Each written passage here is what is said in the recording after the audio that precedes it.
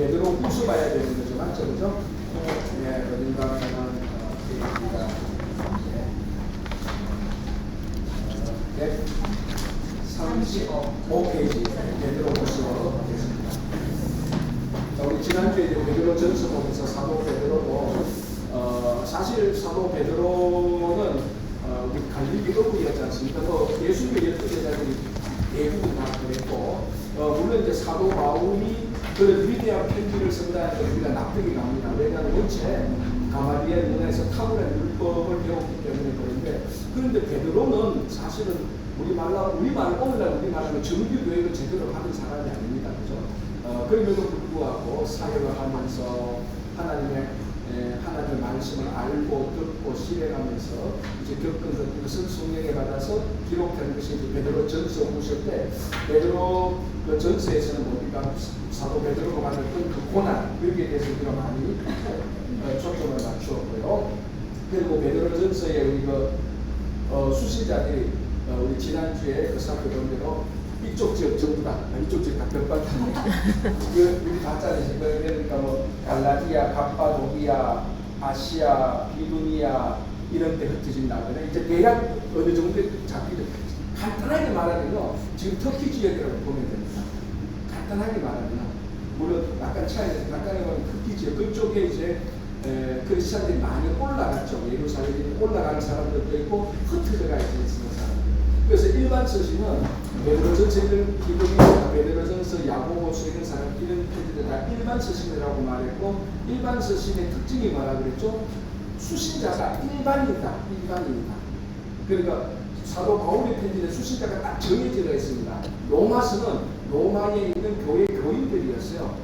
그리고 사도 바울의 편지에 다시 정리하면 사도 바울의 편지는 받는 사람들, 그 수신자들의 그 누군가가 딱 명시되어 있습니다. 고린도 전후서, 고린도 교회, 빌레몬서, 빌레몬이라는 사람, 빌립보에 있는 교인들 딱 정해져 있는데 우리가 일반 서신이라고 말하는 것은 제너럴 하죠, 그죠? 그러니까 이것은 받는 사람들이 특정인이 아니고 일반이다 이렇게 보면 되고 그 중에 이제 야고보서도 있고 이제 베드로 전후서도 있죠. 베드로 전후서 우리가 지난주에 봤고 자 베드로 후서 보겠습니다. 페이지 135페이지. 자 제목을 보시면 됩니다. 베드로 후서하고 뭡니까? 거짓 교사의 추방이죠. 자 지난주일 날에도 제가 말씀드렸다시피 다시 한 번 더 크게 그 당시 거짓 교사들은 그러니까 우리 지금 말하면 이단들 초기 이단들은 크게 두 종류였습니다.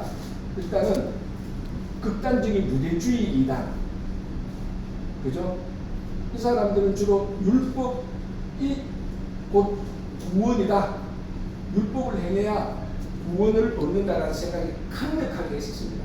이 사람들은 예수를 믿어도 믿는 것만 가지고 안 되고 또 뭔가를 율법을 행해야 된다라고 했던 사람들이 유대주의 이단. 이 사람들은 우리 앞에서 나온 것처럼 절기도 지켜야 되고 안식일도 지켜야 되고 그리고 예수를 믿으면서 율법에 나오는 걸 다 해야 된다라고 말했던 사람이고 첫 번째, 두 번째는 뭐였죠? 크게 영지주의.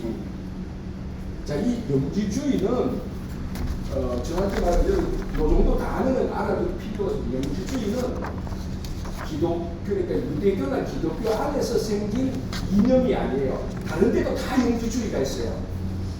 무슨 말씀인지 알겠죠? 예를 들어 유대주의 그러면은 이거는 성경에만 있는 거잖아요. 그죠?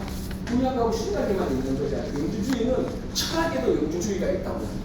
철학에도 있고 일반 다른 데도 다 다른 종교에도 영지주의가 다 있다. 그리고 이 영지주의가 쉽게 말하면 기독교에 들어온 거예요. 들어온 겁니다. 물론 그 당시에는 기독교라는 말이 없었어요. 그죠? 왜냐하면 지금 우리가 성경 볼 때는 기독교라는 단어가 없어요. 이 사람들을 뭐라고 말한 거면 예수를 따르는 사람들, 그러니까 지저스 팔로우라고 했어요. 쉽게 말하면 지저스 팔로우서 예수를 따라다니는 사람 또는 예수를 그리스도라고 고백하는 사람들 때는 크리스찬, 그죠? 크리스찬 또는 크리스찬. 자, 이 크리스찬이라는 이름은 안디옥 교회에서 나온 거죠, 그죠? 이런 식으로 여러 종류로 이름이 불렸다고 그러죠. 자, 그래서 영지주의라는 이름이 기독교 안에 들어와서 굉장히 많은 나쁜 악영향을 미쳤습니다. 그래서 이 두 개가 우리 일반 서신이나 바울 편지 안에 다 들어가가 있고 사도 바울이나 베드로나 사도 요한이 계속해서 이런 사람들에 대해서 경계를 하고 있습니다. 그 내용들이 거의 다 안에 들어가 있어요. 그리고 이제 요거에 외에 하나 우리가 생각할 때는 사도 바울에 대해서 거짓 교사들이 바울을 계속해서 공격한 게 있습니다. 그게 뭡니까? 바울은 사도가 아니다. 사도가 아니다. 사도성이 없다. 대표적인 이유가 바울은 예수님의 12제자가 아니었다. 바울은 예수님과 함께 3년 동안 생활 안 했다. 그리고 예수를 핍박했다. 요건 이제 바울만 가지고 있는 특별한 거짓 교사에 대한 박해입니다. 뭐 이론이 아니고 요거는 그렇죠. 실제적이고 이론은 이제 크게 두 개인데 이제 오늘 좀 이따 보겠지만은 요한 1서, 요한 2서, 요한 3서 그 유다서는 이 영향이 굉장히 많이 들어가 있다는 것을 얘기하고 있습니다. 이제 좀 이따 보는데 이 베드로후서도 이제 거짓 교사들에 대한 경계가 굉장히 많이 있죠. 자, 우리 성경을 한번 보겠습니다. 베드로후서 한번 펴보시기 바랍니다. 제가 몇 구절 우리가 보면서 넘어가겠습니다. 그래서 이렇게 해서 결국 성경에 나온 내용을 봐야 이제 여러분들이 오래 기억이 남습니다. 그리고 우리가 궁극적으로 성경을 알려고 공부하는 것이지 다른 거 알려고 공부하는 거 아니거든요. 자, 베드로후서 한번 보시겠습니다. 베드로후서 2장 보시기 바랍니다. 2장. 베드로후서 2장. 그러나 백성 가운데 또한 거짓 선지자들이 일어났나니 나선다니 이와 같이 너희 중에도 거짓 선생들이 있으리라. 그들은 멸망하게 할 이단을 가만히 끌어들여 자기들을 사신 주를 부인하고 임박한 멸망을 스스로 취하는 자들이다. 자, 이럴 수도 있고요. 거짓 교사들이 또 이렇게 가르친 것도 있고, 한번 보시기 바랍니다. 이 사람들이 또 넘어가서 그것을 특별한 게 뭘 얘기하냐면은 2장 2절 볼게요. 여럿이 그들이 호색하는 것을 따르니 이로 말미암아 진리의 도가 비방을 받을 것이요 그들이 탐심으로 지어낸 말을 가지고 너희로 이득을 삼으니 그들의 심판은 옛적부터 지체하지 아니하며 그들의 멸망은 잠들지 아니하리라. 이렇게 이제 얘기하고요. 2장 15절 보시기 바랍니다. 2장 15절. 그들이 다른 길을 떠나 미혹되어 노의 아들 발람의 길을 따르는도다. 그는 불의의 삭을 살아가다가. 자, 이게 우리 요즘 새벽기도 때 지난번에 어떤 발람 봤습니다. 요걸 이제 정확히 딱 지적했던 게 사도 베드로인데 여기 베드로후서에서 왜 발람의 이야기를 할까요? 지금 베드로가 편지를 주는 그 사람들에게 발람의 길을 가는 사람들이 있기 때문에 발람을 불의의 삭을 얻고 그렇게 해서 베드로후서가 나오고요. 자, 이제 베드로후서도 이제 그렇게 하고 넘어가겠습니다. 요한 1서로 가보겠습니다. 요한 1서. 자, 우리 교재 한번 볼게요. 요한 1서 136페이지. 자, 제목이 뭐라고 되어 있습니까?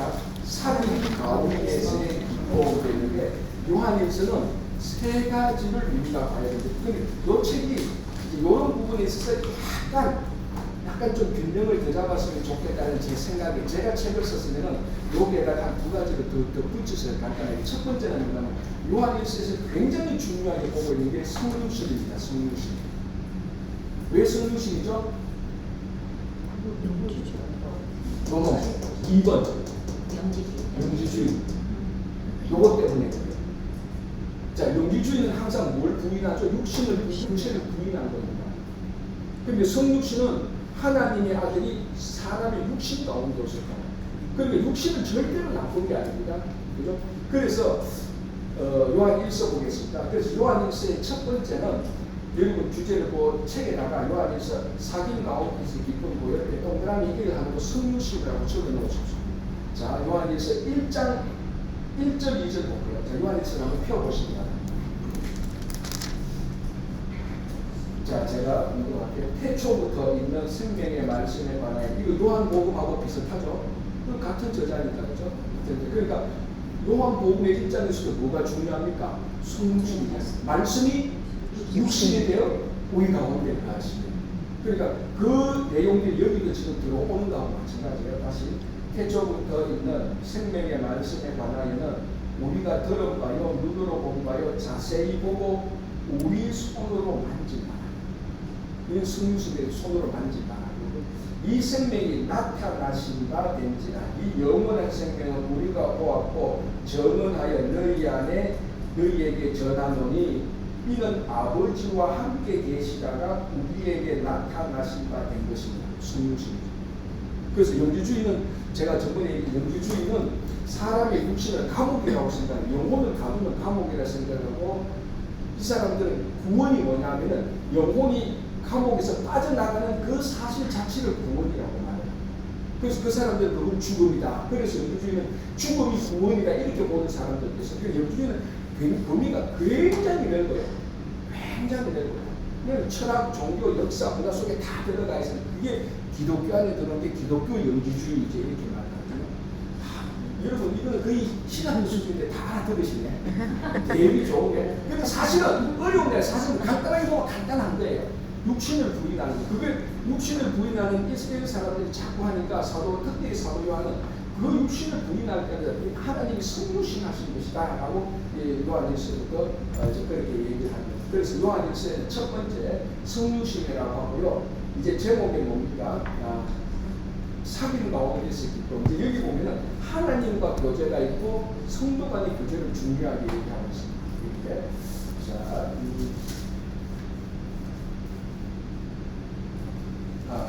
성육신에 대해서 다시 한번 볼게요. 여기 한번 보시죠.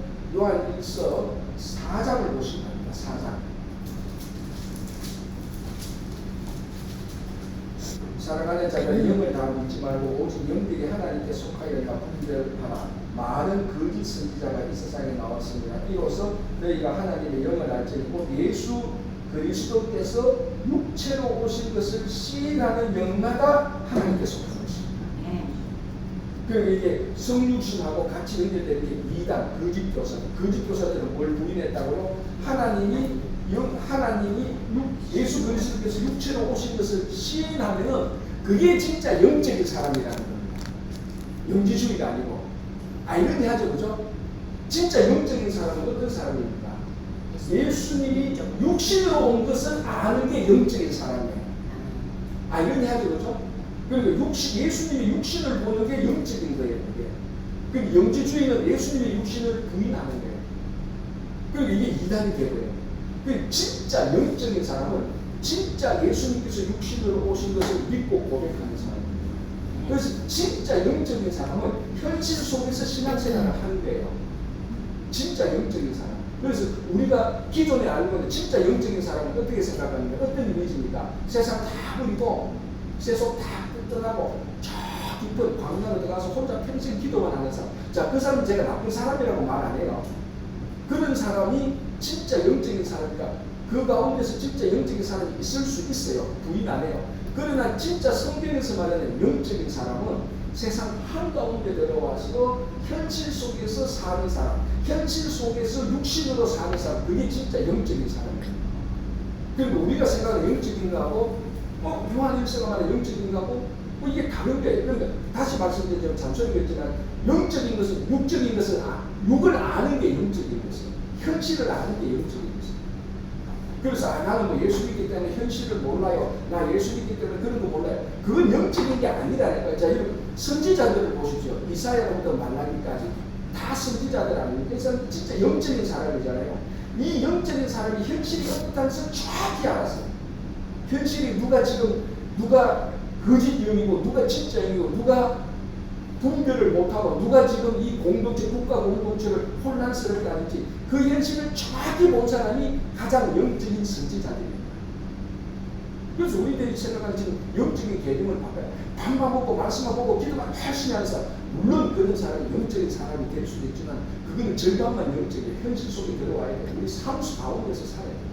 지금 사도 요한이 요한복음 요한일서도 그렇게 말하는 거예요. 그래서 저는 이 요한일서 4장 1절 2절이 굉장히 중요한 구절이에요. 오늘 날고 모든 영들을 다 믿지 말라. 무슨 영을 믿지 말라. 성육신을 인정하지 못하는 영들을 믿지 말라. 성육신을 인정하는 영이 진짜 영이다. 이제 요한일서가 이런 거짓 교사들에서 경계하고 성육신을 강조하고 이제 하나 중요한 것은 오늘 본문에 나온 오늘 노래 나온 사귐, 하나님과 사귐 그리고 사람과 사귐. 자, 여기서 사귐이라는 말도 보십시오. 이게 사귐이라는 말도 혼자 돈 떨어진 거 아니잖아. 사람하고 같이 어울려 살잖아요. 제가 가끔 설교 시간에 이렇게 말합니다. 한 사람이 성도가 성숙하려면요, 사람과의 관계에서 성숙하지 자기 혼자만 해서 성숙 절대 안 해요. 이거 절대 무인도에 혼자 있는데 성숙할 필요가 있습니까? 필요 없어요. 무인도에 혼자 있는데 뭐 성숙이 필요? 자기 하고 싶은 대로 하면 되지. 평생 태어나서 무인도에서 혼자 사는데 성숙할 필요가 없습니다. 그게 짐승하고 똑같은데요. 그러나 사람이 성숙한 것은 사람과 사람과 같이 살기 때문에 그 관계성 속에서 살기 때문에 거기서 성숙해야 되고 거기서 성숙해지는 거예요.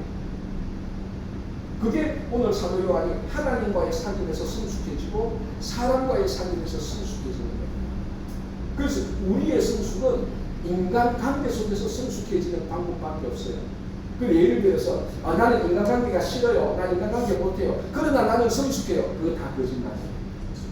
그렇죠. 사람 사이에서 자기 혼자 사는데 일단 자기 혼자 무인도에 사는데 성숙할 필요도 없고 자기 혼자 살면 성숙할 수가 없어요. 성경은 그걸 성숙이라고 말하네요. 그게 이제 바로 성육신하고 같은 개념이고 그걸 요한일서에서 얘기합니다. 그래서 이단들은 영적인 것만 가고 그 뭔가 신령한 것이 있어 보이죠. 야, 사람들하고 관계 필요 없어. 혼자 깊숙한 골방에 들어가서 기도 오래 해.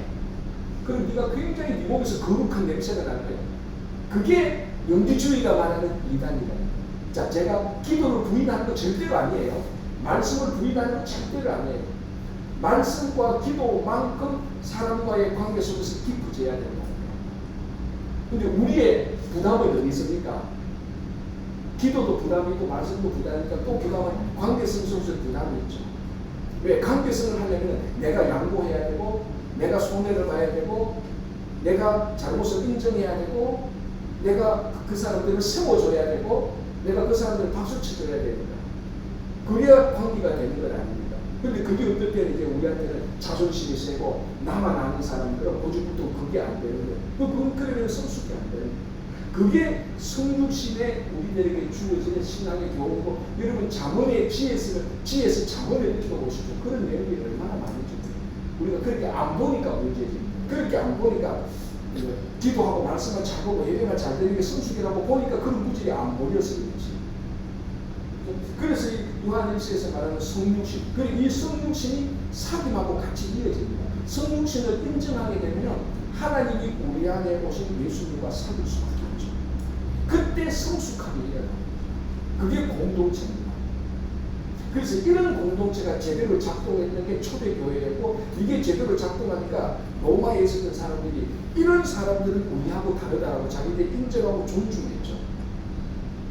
이 사람들은 부자는 우리보다 부자가 아닌데 권력도 우리보다 없는데 가진 것도 없는데 명성도 없는데 사는 삶을 보니까 지금까지 자기가 생각했던 사람들하고 판이하게 다르게 사는 거예요. 그래서 초대교회 때야 결국 그렇게 해서 파워가 생겼고 그렇게 공조하는 사람들, 신앙에 공조하는 사람들이 생기고 예수 그리스도를 믿고 고백하고 이제 살았던 때 그것도 반대하는 영주주의 사람들이 나타나니까 요한일서가 편지를 계속 쓰는 거예요. 예수 그리스도께 육체로 오신 것을 시인하는 때마다 오신 것을 시인하는 영마다 하나님께 속한 것이다. 아주 아이러니하게 다시 말하면 육체로 오신 것을 시인하는 영이 하나님께 속한 것이다. 여기 요한일서로 자 요한일서 보겠습니다. 자 또 한번 보겠습니다. 요한일서 4장 7절 8절 보겠습니다.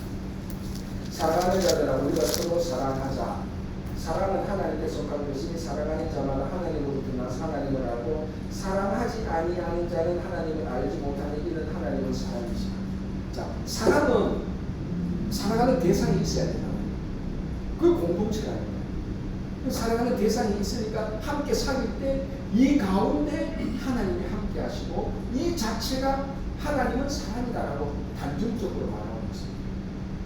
그러니까 우리가 기독교 신앙을 믿는 파워가 왜 파워가 있는가 하면 지금까지 내 혼자만 나를 위해서 살아왔던 것에서 벗어나서 이제 공동체를 이루니까 그게 파워가 생깁니다. 근데 이런 공동체를 이루지 않은 크리스찬들이 수억 명 모여도 아무런 파워가 없어요. 사실. 그래서 지금 말하고요. 자. 이렇게 해서 요한 1서를 보고 요한 2서를 보겠습니다. 요한 2서도 이단에 관한 겁니다. 요한 2서 적으십시오. 거짓 교사들을 심판한다. 자, 그러면은 요한이 이렇게 강력하게 거짓 교사들에 대해서 강력하게 얘기하는 이유가 뭡니까? 그만큼 거짓 교사들이 만연했다는 거죠. 자, 요한 2서 보고 보겠습니다. 요한 2서 1절. 장로이라는 택하심을 얻은 분노와 그의 자녀들에게 편지하노니 쭉 가다가요. 7절 보시기 바랍니다. 요한 2서 1장 7절. 미혹하는 자가 세상에 많이 나왔나니 이는 예수 그리스도께서 육체로 오신 것을 부인하는 자. 똑같은 말이에요. 했던 말이에요. 미혹하는 자가 많이 나왔다. 뭘 미혹하느냐? 예수 그리스도께서 육체로 오신 것이 아니야 라고 미혹을 한단 말이에요. 그러니까 뭡니까? 사도 요한이 볼 때는 이 예수님께서 육체로 오신 것, 하나님께서 이 땅에 우리와 같은 모양으로 오셨던 것, 이것이 사도 요한이 볼 때는 제일 중요한 교리라고 해도 틀린 말이에요. 이것만 잘 지켜도 이단들, 특별히 영지주의 이런 사람들은 다 물리칠 수가 있다. 그래서 이런 사람들이 미혹하는 자가 많이 있었다는 말이죠. 그런데 여러분, 우리도 가만히 들어보면요, 가끔 이제 약간 이단에 속한 부흥사를 하는 설교축들을 보면은 굉장히 신뢰한 것처럼 보여요. 굉장히 신뢰한 것처럼. 우리가 뭐 비밀 같은 거 아는 것처럼 자기만한 이상한 영적인 체험을 막 얘기하고 있는데, 그분의 영적 체험을 제가 부인하는 건 아니지만, 과연 그 영적 체험이 우리 일상적인 삶 속에서 형제 자매들을 사랑하는 체험하고 더 수준이 높을까? 그건 퀘스천입니다.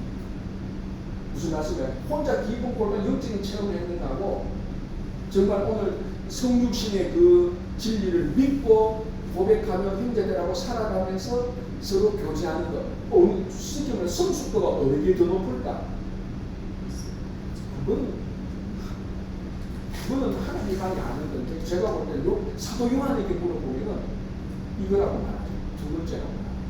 사람과의 사귐, 그게 중요하다고 말합니다. 그래서 그리스도께서 육체로 오신 것을 부인하는 자는 다 미혹하는 자라고. 그래서 자, 이제 요한 3서 보겠습니다. 요한 3서 적대의 기포인데 여기 두 사람이 나옵니다. 가이오라는 사람과 디오드메레라는 사람이 나옵니다. 디오드메레. 자, 제가 읽어볼게요. 요한 3서는요. 요한은 세 번째 편지에서 거짓 교사들에게는 부인되어야 하지만 참 교사들에게는 반드시 주어져야 하는 것에 대해 설명한다. 신자들은 예수 그리스도에 대해 올바른 견해를 지닌 교역자들과 선교사들을 잘 접대해야 한다. 요한은 잘 접대하는 사람의 본으로서 가이오를 칭찬한다. 자, 요한 3서는 보십시오. 요한 3서 1장 1절. 장로인 나는 사랑하는 가이오 곧 내가 참으로 사랑하는 자에게 편지하노라. 자, 성경 퀴즈. 요한 3서의 수신자는 누굽니까? 가이오라는 사람입니다.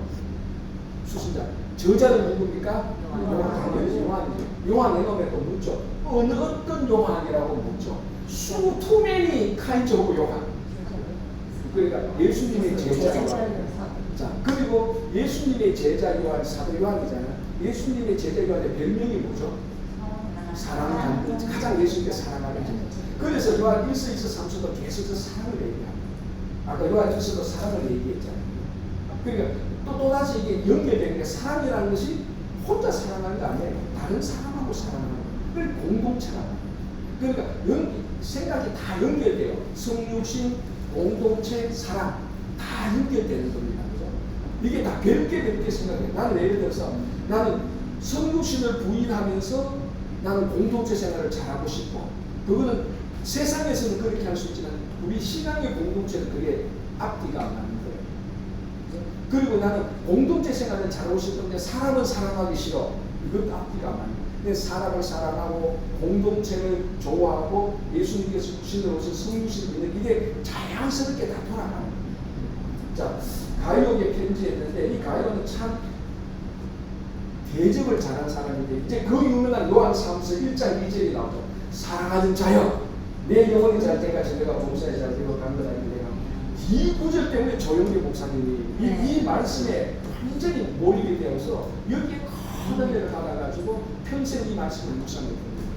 뭐 저는 그건 나쁘다고 생각 안 해요. 그 유명한 구절이 요한 3서 2구절에 나온다는 거예요. 요한 복음이 아니고. 자, 이제 그러면서 디오드레베라는 사람을 보십시오. 요한 3서 1장 9절. 내가 두어 자를 교회에 있었으나 그들 중에 어떤 되기를 좋아하는 디오드레베가 우리를 맞아들이지 아니하니 그러므로 내가 가면 그 행한 일을 잊지 아니하리라. 자, 요한이 굉장히 이 디오드레베라는 사람에 대해서 굉장히 은짜한 감정이 있어요. 이 사람은 어떤 되기를 좋아하고 영접한데 우리도 영접해. 그래서 내가 가면 그 행한 일을 잊지 않겠다. 그러니까 사도 요한이 가이오를 만나면 디오드레베의 일을 내가 반드시 지적하겠다. 이 굉장히 엄한 말이죠, 그죠? 굉장히 엄한 말이에요. 사실 우리가 보면 뭐 그냥 넘어갈 수 있지만 가만히 생각하면 이 디오드레베라는 사람이 교회에서 어떤 되기를 좋아하고 사람을 맞아지 않다. 이 사람이 굉장히 그러니까 우리가 말하는 전능적인 공동체의 암적인 존재입니다. 지금 요한 3서 그걸 지적합니다. 그러나 이 사람에 반대되는 가이오라는 사람은 전능적인 교회를 살리는 사람이죠. 그래서 이 가이오와 디오드레베 두 사람을 딱 비교 대조하면서 얘기를 하는 거죠. 그래서 요한 3서는 이 가이오의 덕을 비우며 적대함을 기쁨으로 얘기하고 있습니다. 자, 한번 보시기 바랍니다. 12절 보겠습니다. 데메드리오는 두 사람에게도 진리에게도 증거를 받았으며 우리도 증언하노니 너는 우리의 증언이 참된 줄 알고 또 한 사람 더 나타나는 데메드리오 이 사람에 대해서도 칭찬을 하고 있습니다. 자, 이제 유다서 보겠습니다. 유다서. 혹시 유다서를 보면서 성경에 이런 책이 있었네 하는 분들 있어요? 유다서가 한 장으로 딱 되어있어요. 한 장으로 딱 되어있어요. 요한 3서가 한 장, 요한 2서가 한 장, 요한 3서는 유다서가 한 장, 그리고 구약의 오바다도 한 장, 빌레몬서도 한 장. 그러니까 이사야 66장을 읽어도 성경에 한 권을 읽고 빌레몬서 한 장을 읽어도 성경에 한 권을 읽게 되는 겁니다. 유다서를 읽어도 66권 가운데 한 권을 읽게 되는데 에레미야를 읽어도 한 권 되는데 그래서 아주 지금 제가 세상적으로 말한 거예요, 사실. 자, 유다서 보겠습니다. 그렇죠? 자, 이것도 보십시오. 오늘 138편 유다서 배도에 대한 심판. 이게 뭡니까? 진리를 떠난 사람. 크게 보면 또 인간보이죠. 이 사람들이 한번 보시기 바랍니다. 유다서 성경 보겠습니다. 유다서 1장 3절부터는 거짓 교사들에게 내릴 심판에 관하는데요. 1장 4절 보시기 바랍니다. 이는 가만히 들어온 사람 맺지 있습니다. 가만히 들어온 사람이 어떤 사람이라고 했죠? 지난주에 순회 설교자들. 막 이렇게 가면서 순회 설교자들, 이 사람이 거짓 순회 설교자들을 가지고 다 복음을 전하는 사람들이 아니었다는 거예요. 이 사람들 가운데 어떤 사람들은 이단, 유대주의나 영주주의를 전하는 이런 사람들이 있었다. 가만히 살짝 들어가가지고 교회에 막 이단, 교회 이상한 진리, 이단 진리를 막 전해주고 떠나고, 그럼 이단 진리를 받은 사람이 그 교회에서도 막 문제를 일으키고, 그래서 교회가 무너지냐. 오늘날 전형적인 신천지 같은 사람, 전형적인 신천지 같은 사람, 가만히 들어오잖아요. 오늘날도 교회의 신천지들이 얼마나 가만히 들어옵니까? 가만히 들어와가지고 한 2, 3년 동안 열심히 봉사해요. 그리고 사람들을 다 포섭해요. 밥도 사주고, 반찬도 해주고, 어려울 때만 목사님보다 더 먼저 가서 신방해주고, 사람들이 와, 이 홍길동 주사님은 교회에 온 줄 알았는데 이렇게 순수하고 이렇게 열심히 해요. 목사님보다 더 낫다, 더 친절하고 더 사랑있다. 한 3년 딱 지나고 폐를 딱 돼가지고 이제 그 교회의 지도자님 잘못하면은 아니 가만히 있다가 홍길동 집사가 말해가지고 권위가 생기고 워낙 잘해줬으니까 그렇게 해서 교회에다 접수하는 전형적인 신천지 추수를 한다고 이런 뜻인데 주수꾼 그 사람들이 전형적인 원조가 그 사람들입니다.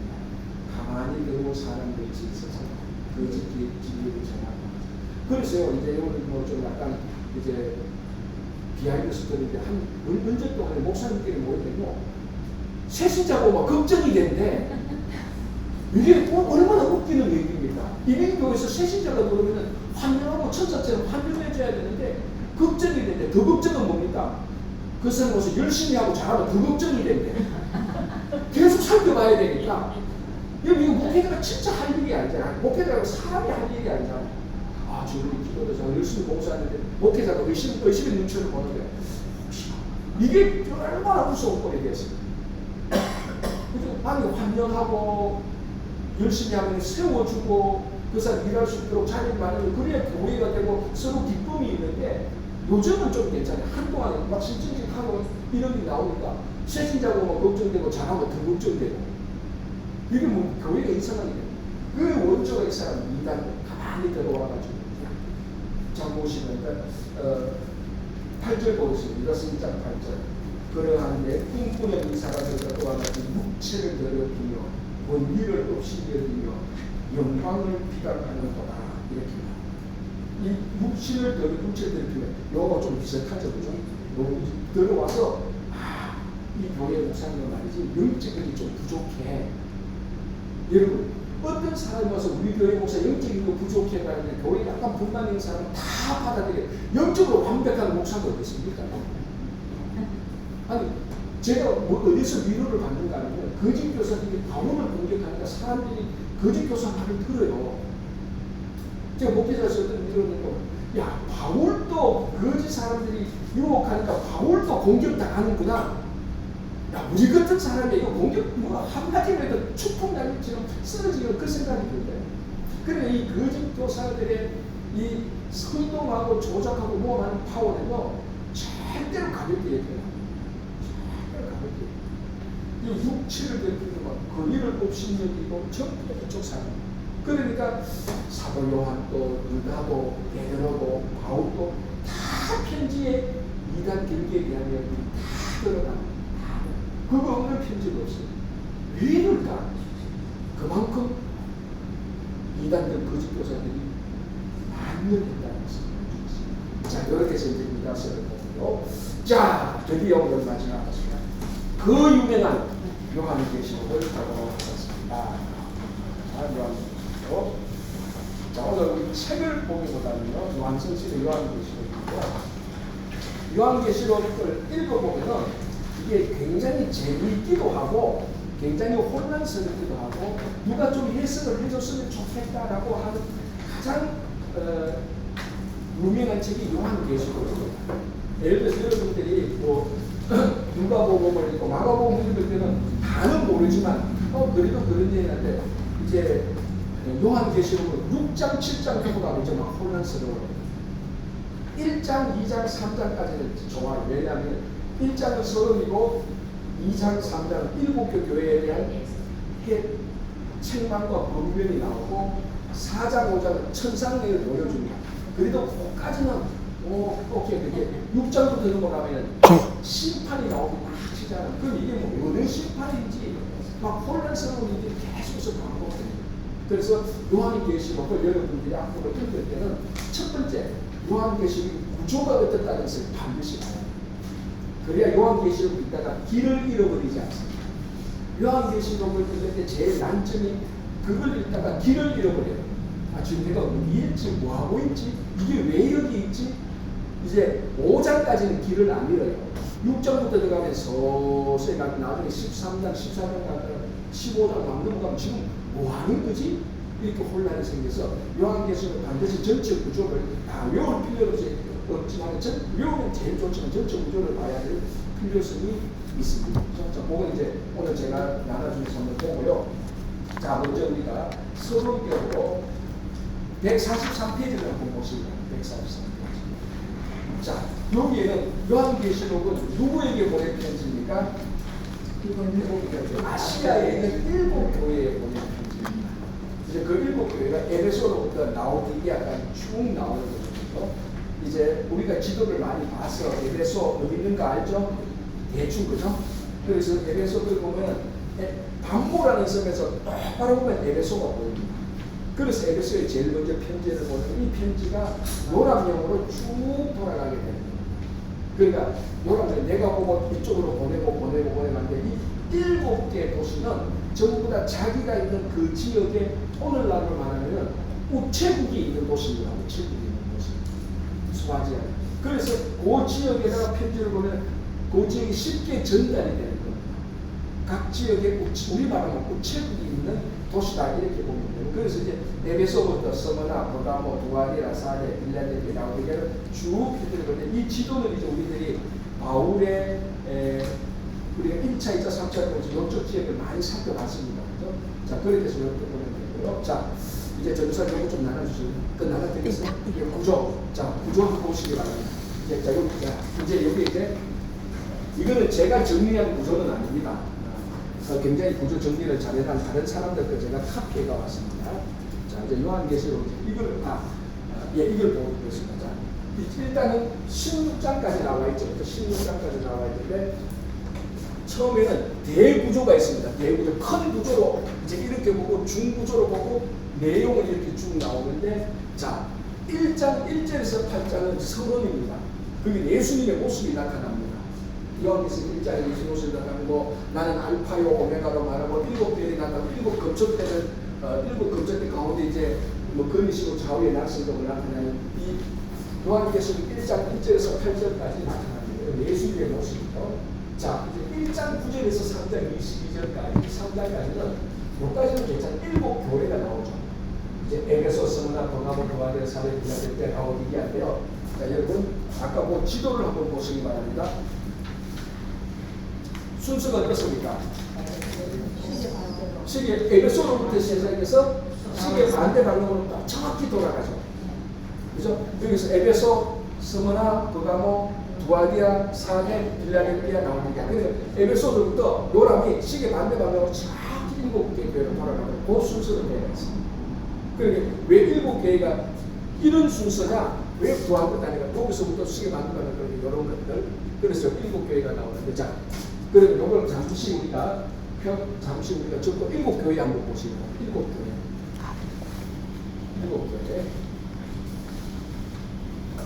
자, 예. 요거는 제가 정리한 겁니다. 잘했죠? 제가 다른 사람 했는 거 좀 약간 바꿨어요. 자, 7교회 이제 우리 한번 보겠습니다. 왜냐하면 사실은 요한계시록 크게 2개의 메시지, 크게 어쩌면 3개의 메시지가 있다고 해요. 첫 번째는 7교회 주는 메시지, 두 번째는 심판에 관한 메시지, 세 번째는 회복의 메시지.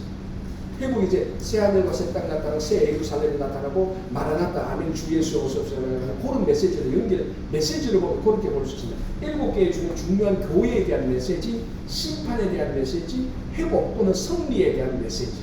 그렇게 우리가 요한계시록 크게 하는데 첫 번째 요한계시록에는 7개자 에베소 교회 예수님께서 나타나신 모습, 오른손에 이렇게 붙잡고 일어나고 칭찬받는 것, 칭찬받는 이제 자 한번 봅시다. 에베소 교회 자 칭찬받는 거 보십시오. 굉장한 교회예요. 행위와 수고와 인내를 칭찬했습니다. 저것만 해도 사실은 뭐 엄청난 칭찬이죠. 두 번째, 악한 것들을 용납하지 않았다. 거짓 사도를 밝혔다. 왜 거짓 사도 악한 것들을 용납하지 않았다? 저런 교회는 주로 전통적인 교회예요. 오래된 교회예요. 오래된 교회의 장점이 저런 거예요. 오래된 교회에 거짓 교사들이 딱 들어보면 사람들이 본능적으로 이렇게 신앙의 본능적으로 말은 못하는데 또 뭔가 좀 이상해. 말로는 못해. 그런데 오랫동안 배워왔던 정통 교리들이 있기 때문에 또 지금 우리가 그런 건 좀 이상한데 그런 걸 느낄 수 있는 교회가 에베소 교회예요. 그래서 그 중에 이제 또 미국에서 거짓 사도가 먼저 봤는데 신생교회는 저런데 다 넘어갑니다. 다 넘어갑니다. 그래서 이제 그 신천지들도 오래된 교회에 들어가서도 이제 그런 부분을 잘 헤아려서 그걸 파괴하지 않습니다. 그 다음에 예수 이름을 위해서 인내했습니다. 니골라당의 행위를 위해서, 니골라당의 행위, 저게 바로 거짓 사도하고 같은 맥락이죠. 그러니까 1번부터 5번까지 보면은 에베소 교회는 굉장히 잘해서 칭찬받는 게 굉장히 많아요. 자, 그런데 이제 책만 받는 게 하나 있죠. 뭡니까? 이제 그게 사랑이 아닌 겁니다. 그러니까 이거 보십시오. 이거 5개 다 합친다고 사랑 하나하고 같은 무게라는 겁니다. 자, 행위, 수고, 인내 다 좋습니다. 그런데 그게 사랑이 없다면은 무슨 수능이 있겠냐 그 사랑을 회복해 나가는 것이 바로 에베소 교회 주는 것이고 이제 약속은 하나님 나라에 있는 생명나무의 이름을 준다는 것이고요. 자, 그다음에 서문화 교회 요거는 특징이 뭐냐면 책망이 없습니다. 서문화 교회하고 분리하는 네, 교회, 네, 네. 서민은 다 책망이 없었죠. 서문화 교회 처음이요 마지막에 죽었다 사는 예수님 모습을 칭찬해 보니까 환난과 궁핍 가운데서 분리했고 사탄의 회당에 방해되겠다. 이 서문화 교회 같은 경우는요, 사탄의 회당인데 저게 뭡니까? 유대인의 모임이에요. 유대인들의 모임인데 하나님께서 보내신 사탄이에요. 자, 제가 지난주에 말씀드렸죠. 우리가 초대 교회 편지 보면 핍박은 크게 보면 두 가지 종류의 핍박이 있다는 것입니다. 로마의 핍박, 유대인의 핍박입니다.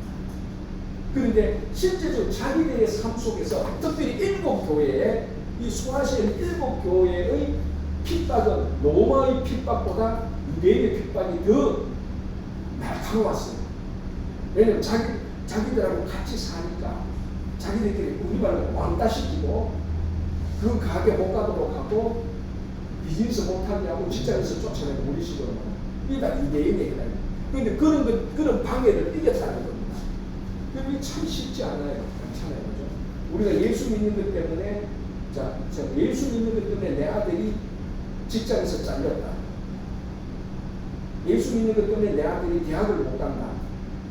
예수 믿겠어요? 계속해서 참 쉽지 않잖아요. 지금 그 일을 다 당했다는 겁니다. 그런데 그걸 이겼어요.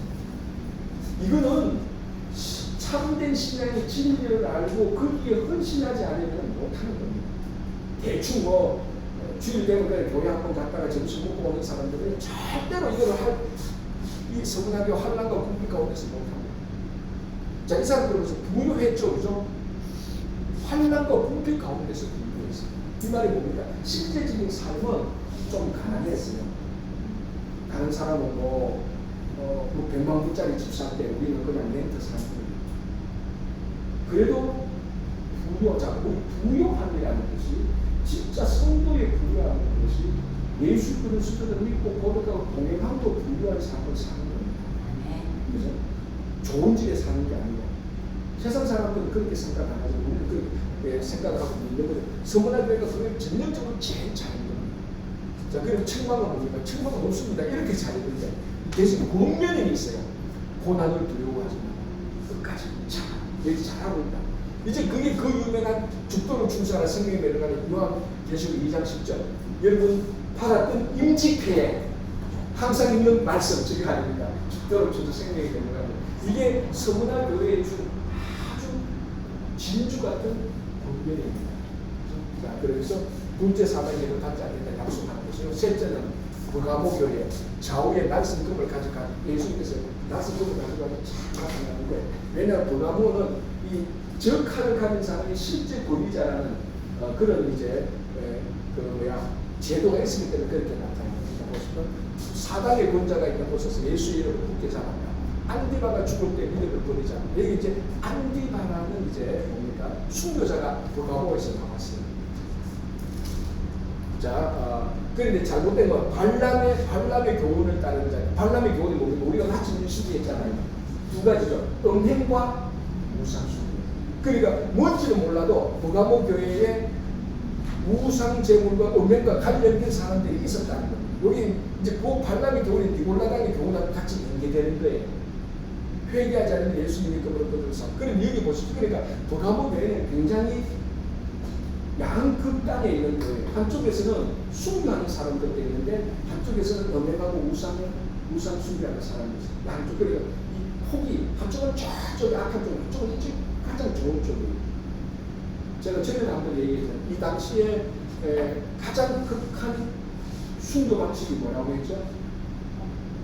황금으로 소금 만들어가지고 안에 사람들 가지고 불에서 익힙니다. 그럼 어떻게 됩니까? 여러분 황금으로 소 만들어가지고 안에 사람 집어넣어요. 불에 하면 뜨거워지잖아요. 안에서 상상만 해도요. 그래서 막 고함을 지르잖아요. 그러면 밖에서 그 고함 지르는 사람 소리가 소가 우는 소리처럼 들린다고 즐겼던 그런 기록이 있어요. 우리는 주전자에 손가락 하나 딱 대려도 막 뜨거워하고 대를 내도 모르고 병원 가서는 다 하잖아. 몸 전체를 소 한동안에 이어가지고 불려보면 안에서 익어가 죽을 거예요. 진짜 죄송합니다. 말하기도 어려워요. 그런 고난을 당했던 사람들 안디바가 어떻게 죽었는지는 몰라요. 그러나 그에 걸맞게 죽었던 거예요. 그래, 여러분 예를 들어서 순교하면 되기라고 말하면 우리 어떤 생각을 하는가 하면 그냥 뭐 죽는 거 뭐 30초 만에 죽지. 그럼 순교하지. 그게 아니고 고난을 받고 해서 죽는 거예요. 간단하게 나 마지막 때에서 나이 한 90대 때 주님 제가 순교하겠습니다. 그래서 비행기 타다가 꽝 사고 나서 순교하는 그거는 복된 죽음이에요 진짜. 그런데 이런 사람들의 순교는 고난을 계속 강하고 죽는 거예요. 근데 그러는 강한 동안에도 믿음을 지켰다. 그런 반면에 이런 사람이 있죠. 회복과 무선적으로 순교했어요. 그러니까 그 과목에는 참 양극단입니다. 자, 그래서 이제 성부는 우리가 약속을 감추었던 만나와 힘복을 주는 것이다. 자, 그 다음에 이제 두 가지라고 해. 사업과 사랑과 믿음과 승리가 이게 나중에 얘기가 처음 들어줬다. 이게 참 좋은 거죠. 처음에는 좀 불편했는데 나중에 더 좋았어요. 그죠? 더 좋았고 사업과 사랑과 믿음과 승리가 인내가 좋았는데 이제 여기는 또 결정적인 잘못입니다. 이스벨이 농락했어요. 이스벨이 누구죠? 아합의 와이프. 이 아합, 실제적인 아합을 조정했던 사람. 이 바알 숭배자죠. 이제 이와 관련해서 음행이 같이 들어오는 겁니다.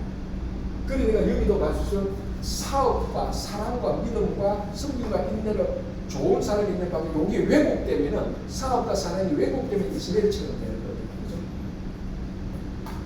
그래서 그 주는 권미는 뭐냐면 있는 것을 끝까지 굳게 잡아라고 말합니다. 있는 거 뭡니까? 지금 사업과 사랑과 믿음과 인내 성김이 끝까지 붙들고 있어라. 이게 참 우리가 이 도아디라 교회에서 배워야 될 중요한 것은 나중에가 처음보다 좋다. 자, 우리는 이런 것도 봐야 되지만요, 이것도 봐야 됩니다. 칭찬하는 거죠. 둘 다를 봐야 됩니다. 자, 다음에 한번 보겠습니다. 다음 편지. 자, 이제 4대. 4대는 사실은 칭찬이 전혀 없었다고 옛날에 했는데 가만히 보면 없는 건 아니에요. 있긴 있어요. 그 옷을 더럽히지 않은 몇 명이 흰옷을 입고 중학교 다녔다는 거예요. 그러니까 4대 교회는 우리가 저도 뭐 성경공부 때 4대 교회는 칭찬했다는데 가만히 본문을 읽어보면은 없는 건 아니에요. 아주 미미하게 있어요. 옷을 더럽히지 않고. 그러니까 그 4대 교회 안에 신앙의 순비를 지킨 극소수의 몇 명은 있었다라고 우리가 볼 수 있습니다. 그러나 천만이 훨씬 더 많죠. 거의 다 천만이에요. 살았다는 이름을 했으나 행위를 죽었다. 이게 뭡니까? 오늘날 우리하고 똑같죠. 말만. 이게 이제 빅마우스 크리스찬. 빅마우스 크리스찬. 말만 살았다는 거. 성경도 잘 알아. 교회도 잘 알아. 야, 교회는 장로 제대로 했고, 감리교는 권사제도 잘 알고, 이렇게 해야 돼, 저렇게 해야 돼, 그리고 그러면 안 돼, 이렇게 해야 돼. 자기는 그런데 행위는 하나도 없습니다. 여러분들. 자, 그래서 뭐라고 하나님 앞에서 행위의 온전한 것을 찾지 못한다. 말은 많은데 행위를 보는 겁니다. 열매를 보는 거죠. 그 힘이 없었다라고 말하고요. 자, 그래서 회개하라. 만일 깨지 않는 거룩한 지구라고 얘기하고, 이제 여기서 이제 아주 이제 약속이 뭡니까? 이름이 생명체에서 지워지지 않고 그 이름이 하나님과 천지라는 이제 여기서 이제 이런 본면을 받아들여서 잘하면 이렇게 약속을 주겠다. 자, 빌라델피아 교회, 빌라델피아 교회도 책망이 없습니다. 아까 서머나 교회와 빌라델피아, 서빌이라고 외우죠. 서빌, 서머나 교회, 빌라델피아는 책망이 없다. 대신 책망이 칭찬이 없는 걸 볼 때는 우리가 사라라고 해야죠. 사라. 근데 사라는 사대는 약간 있어요. 나는 라오디게아는 진짜 칭찬이 안 하는데 사라는 칭찬이 없고 서빌은 책망이 없고. 근데 사라는 가만히 보면은 없는 건 아니다라는 것이 약간 있다는 거예요. 자, 빌라델피아 보겠습니다. 빌라델피아 이름 뜻이 뭐죠? 형제 사랑의 도시 아닙니까? 그죠? 우리 여기저기 빌라델피아 있는 것처럼 다윗의 열쇠를 가진 분이고 이분이 뭡니까? 다윗의 열쇠를 가진 이분이 주도권을 가지고 있다는 거죠. 이분이 문을 열면 닫을 수 없고 닫으면 열 사람이 없고. 그죠? 자, 칭찬 보겠습니다. 작은 능력을 가지고 주님 말을 적극으로 배시는. 그래서 실제로 성지순례 지정으로 빌라델피아 교회가 터나자마자 실제로 보면 기억납니까? 기억 안 나죠? 터나자마자 빌라델피아. 그런데도 작은 능력을 가지고도 주님 말을 지키고 이름을 배신하지 않아요. 끝까지 잘 지킵니다. 그러니까 우리가 달란트 비유에서도 5달란트 받았다, 2달란트 받았다, 달란트의 양을 비교할 건 아닙니다. 내게 주어진 것 가지고 이거 감사하고 이거 가지고 감사하고 하나님께 잘 섬기는 게 최고입니다.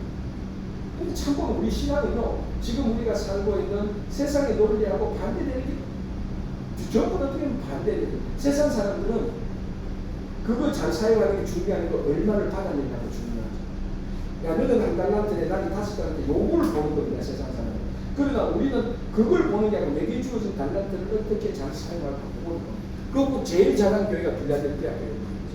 작은 능력을 가지고 주님을 받지 않습니다. 그리고 사탄의 회당이 전하게 될 것이고, 나중에 주님이 교회를 사는 것을 알게 될 것이고, 3분의 4분의 인내의 말씀을 지켰다. 이게 다 환난과 핍박 이런 다 있는 겁니다. 그래서 아까 여기 인내라는 게 많이 나오죠, 그죠? 왜 환난과 핍박과 유혹 속에서 견뎌야 됩니다. 계속 지켜야 돼요. 자, 오늘날 우리는 초대교회에 받는 환난과 핍박이 있습니까? 없습니까? 그렇죠, 그죠? 여러분, 그렇죠? 왜 없을까요, 여러분? 진짜 예수처럼 안 사니까 환난. 진짜 지금도 미국에서도 진짜 예수처럼 살면은 직장과 사회상에서 환난과 핍박을 당할 수 있습니다. 진짜 예수처럼 살면. 그래서 미국이 법적으로 완전한 종교 자유 국가지만, 그래서 환난과 핍박이 공개적으로 우리가 환난과 핍박을 안 하지만, 우리가 진짜 신앙으로 살면은 전 세계 어디에서도 이런 환난과 핍박을 우리가 당하는 거예요. 법적인 공개적인 환난과 핍박은 없지만. 그러니까 오늘날 이 초대교회 교인들이 이렇게 칭찬받고 책망받는 것이 우리하고 상황은 많이 다르지만 본질은 똑같습니다. 여전히 우리는 환난이, 그러니까 내가 환난을 안 당하다가 대충 살면은 세상 사람처럼 살면 환난이 없죠. 그러니까 진짜 예수를 살면 환난에 당하는데 그 환난 가운데서 인내의 말씀을 지키라는 거죠. 지금 자, 책망은 없습니다. 우리한테 너무 잘했고요. 대신 이제 권면이 있습니다. 내가 가진 것을 굳게 잡아 아무도 내 멸류관을 빼앗지 마. 지금 네가 굳게 잡고 있는 건 너무 좋다는 거예요. 그 멸류관을 빼앗기지 마라. 자, 그리고 이제 약속. 하나님의 성전의 기둥이 되고 하나님의 새 이름을 이루고 있습니다. 자, 이제 라오디게아 마지막에 있는 교회인데 여기는 이제 칭찬을 얻고 이제 책망만 있습니다. 자, 책망을 차지도 뜨겁지도 않다. 자, 이거 얘기했죠, 그죠? 라오디게아 이렇게 히에라폴리스, 그리고 골로새, 그리고 온천, 히에라폴리스에 뜨거운 물이 나오는데 바로 그 지역에서, 그래서 라오디게아에 차지도 뜨겁지 않다. 그 지역 상황을 빗대어서 말하는 거예요.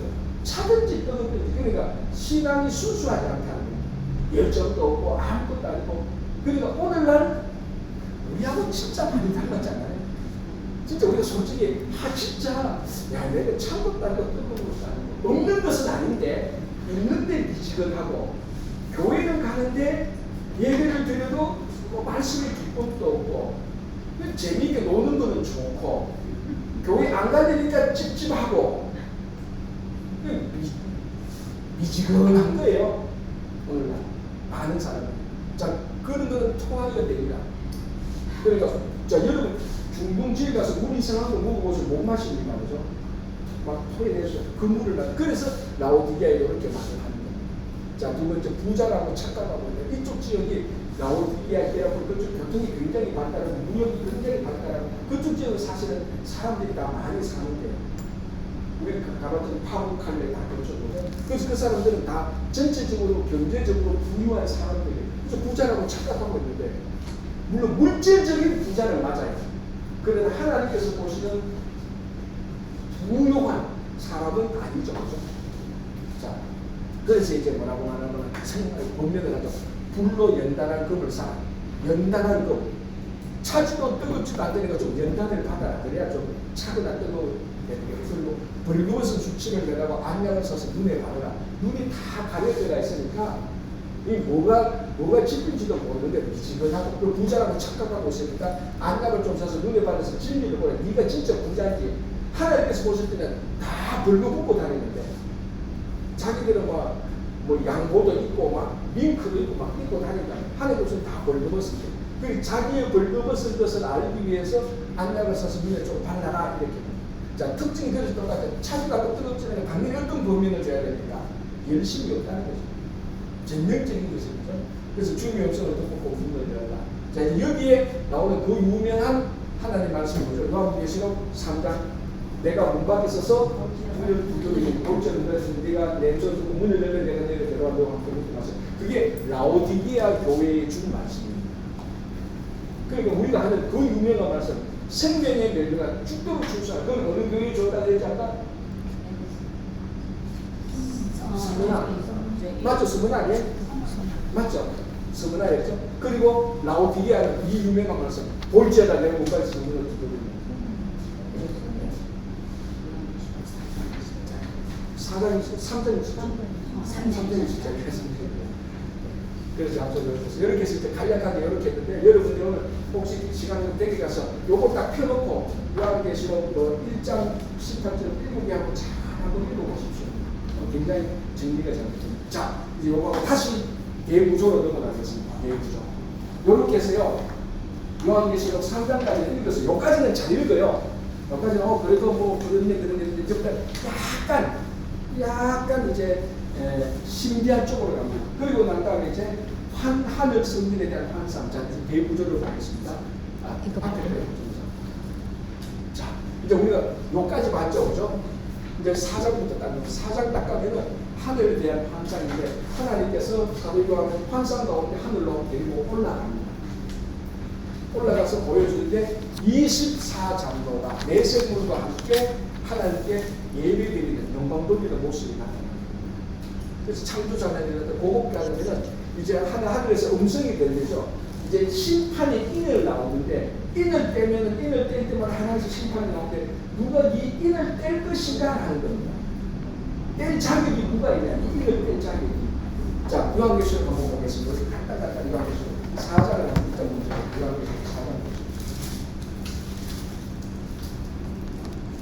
요한계시록 4장. 자, 1절 볼게요. 이 일부에 내가 보니 하늘에 열린 문이 있는데 내가 들은 바 처음에 내게 말하던 나팔 소리 같은 그 음성이 이리로 올라오라. 그래서 올라가서 4장 5장을 보는 거죠. 그리고 좀 넘어가서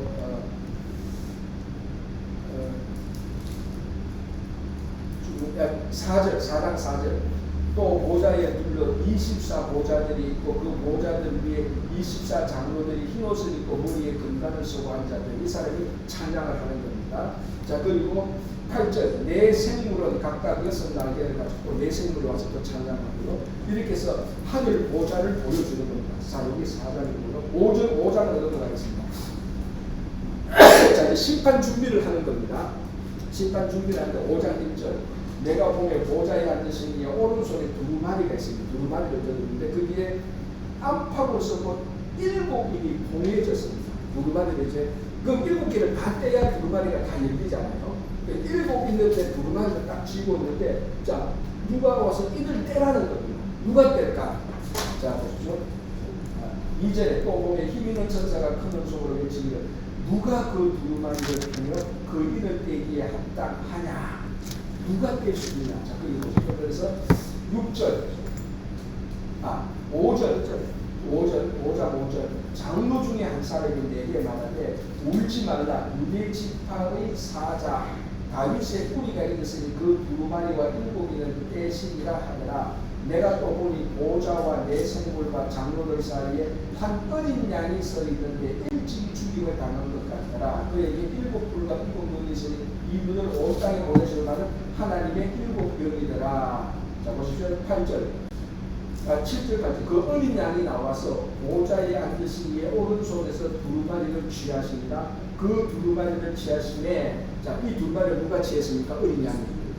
그래서 자, 그리고 이제 보시면 6장 1절 내가 보면 어린 양이 7인 중에 하나를 떼는데 자, 그러니까 환상 하늘에 대한 환상에서 4장 5장을 나서 4장에서는 영광 받으신 창조주 하나님의 핵심이고 5장에서는 그 인을 뗄 수 있는 어린 양, 일찍이 고난받아 죽었던 그 어린 양, 그 어린 양이 인을 떼는데 인을 떼면 무슨 일이 일어납니까? 심판이 일어납니다. 자, 그래서 요한계시록은 아까 말했죠. 첫 번째, 7교회를 향한 메시지, 첫 번째 메시지, 두 번째는 심판의 메시지, 세 번째는 회복의 메시지가 나옵니다. 이제 7개는 우리가 받고, 이제 심판으로 들어가는데, 그 심판을 누가 지금 심판을 하고 있습니까? 7인을 누가 뗍니까? 아니, 더 정확히 말하면 어린 양이라는 겁니다. 여러분, 이 어린 양이 이것은 가장 짐승 가운데 가장 연약한 짐승이 어린 양이에요. 우리 양의 그 심리를 보면은 양이 무 가다가 앞에 토끼 한 마리, 다람쥐 한 마리가 싹 지나가고 무리로 막 흩어지고 오리무중이 되는 게 어린 양입니다. 그러니까 보십시오. 가장 이 하나님의 심판의 대행자가 사자나 호랑이가 아니라 어린 양. 그래서 여기서 우리가 이제 예수님께서 늘 하신 말씀, 가장 약한 것이 가장 강하다. 그래서 사도 바울이 자기의 강한 것을 바울이 자기가 언제 제일 강하다고 그랬죠? 내가 가장 약할 때 가장 강하다는 거죠. 그런데 이게 세상의 논리하고 다 반대잖아요. 그런데 우리가 예수 믿으면서도 교회에서 자기 제일 강하려고 해. 가장 나중대자가 먼저 된다고 늘 나중에 제일 말씀이 제일 상승이 되고, 상승은 좋지. 상승입니다. 말씀이 상승이 되고 하는데 상승이 계속 하지도 않아요. 다 성경은 원리가 다 똑같아서 가장 연약한 자를 연약한 가운데서 가장 강해야 되는데 이 세상의 심판을 가장 연약한 어린 양이 합니다. 어린 양이 때리는 거죠. 이 어린 양이 이제 구속주 어린 양, 누가 어린을 때까 죽임을 당하는 어린 양이 예수로 있어요. 자, 그러면서 6장부터 심판이 들어가는 거예요. 이제 우리 보통 요한계시라고 말하면 이제 이 부분을 말하죠, 사람들이. 보통 요한계시라고 6장부터 하는데 실제로는 그게 아니에요. 앞에 굉장히 중요한 게 일곱 교회의 메시지가 있는데 하늘에 항상 있고, 그리고 요한계시를 모르는 사람은 이제 심판만 생각하는데 그게 아니라, 자, 이제 중요한 심판인데 7인을 때는 심판이 나옵니다. 그러니까 첫 번째부터 6개까지 인을 계속 뗍니다. 첫 번째 인을 뗄 때는 어떻게 나오고, 이제 첫 번째, 6번째 때, 이 6장은 계속해서 나옵니다. 6장, 첫 번째 때는 인을 떼니, 두 번째 보십시오. 6장 1절, 내가 보면 어린 양이 7인 중에 하나를 떼는데, 자, 그리고 3절, 둘째 인을 떼실 때에, 5절, 셋째 인을 떼실 때에, 그리고 6장 7절, 넷째 인을 떼실 때에, 6장 9절, 다섯째 인을 뗄 때에, 그리고 6장 12절, 내가 보니 6째 인을 뗄 때에 막 인을 막 뗍니다. 그렇게 말하면 계속 심판이 일어나는 거예요. 그 심판의 내용을 읽어보면 되거든요. 자, 그리고 난 다음에 7째 인을 떼야 되잖아요. 그죠? 7째 인을 딱 떼기 전에는 잠시 스탑. 이게 중요합니다. 6째는 떼고 7째는 여기 바로 잠시 7장에서는 잠시 연극에 보면은 딱 가다가 6장까지 때다가 인터미션이라고 그러나요? 인터브라고 그러나요? 화장실 갔다 오세요. 이것처럼 잠시 딱 멈추는 거예요. 그래서 요 부분은 인서트, 삽입하는 부분이 나타납니다. 그런데 요한계시록의 심판에 나오잖아요. 심판은 세 종류 심판이 있죠. 일곱 나팔, 일곱 예적. 다 심판 중간 마지막 심판이 오기 전에는 인서트, 막간이 있습니다. 이 막간이 제일 중요한 메시지가 있습니다. 심판 막 때리다가 딱 멈춥니다. 그럼 막 실컷 심판 포기하다가 멈추니까 조용하게 보는데 그때 메시지가 나옵니다. 그 첫 번째 메시지가 요한계시록 7장이죠. 그게 뭡니까? 머리에 입 맞은 14만 4천명이야. 자, 심판을 했잖아요. 1첫 번째에서 6번째가 심판을 했습니다. 그 이 심판 중에서 누가 살겠냐? 이 심판을 당하고 누가 살겠냐? 할 아니다. 이런 심판 가운데서 살아가는 사람이 있다. 누구냐? 무리에 임하는 사람. 몇 명이냐? 14만 4천 명. 왜 14만 4천 명이죠? 이게 12 곱하기 12,000. 12는 12집합니다. 그래서 이제 이게 바로 신천지의 이제 이론이 여기서 나오는 거예요. 자기들 멋대로 조합하고 편집하고 이래가지고. 그래서 임하는 사람 14만 4천 명. 그래서 신천지의 중요한 교리가 뭐죠?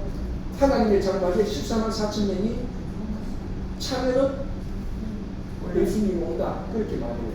그런데 찼어. 넘었어. 이 사람들이 뭐라고 말을 해요? 뭐라고 말? 여러분들이 교주다 뭐라고 말할게요? 아 이거 14만 4천 명이 참네. 뭐라고 말하지? 이 중에 가짜가 많지. 이 14만 4천 진짜 14만 4천 명이 살 때까지 기다려. 그런데 끝까지 가는 거예요. 500만 명이 와가 아직 이게 다이 480명 다 가짜로 진짜 신앙. 이게 기다린 교회. 그거 넘어간다니까요. 누가 넘어가냐? 하버드 박사들도 그렇게 되는 거예요. 그러니까 제하고 성경 공부 요구만 해도 괜찮은데 그 사람들이 다 넘어. 14만 4천 명은요. 숫자로 카운트하는 14만 4천 명이 아니에요.